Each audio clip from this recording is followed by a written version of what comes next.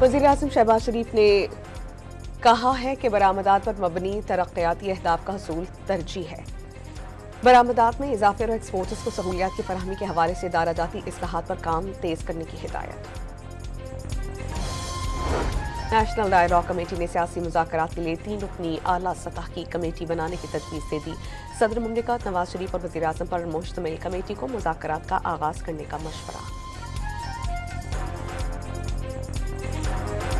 सिंध हुकूमत का कच्चे में इलाकों के खिलाफ ऑपरेशन का ऐलान, हथियार डालने वालों को एक मौका दिया जाएगा।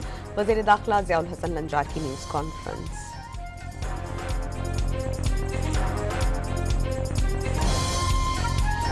और T20 सीरीज के पहले मैच में पाकिस्तान और श्रीलंका मध्य मुकाबिल शादाब खान की टीम में वापसी हो गई।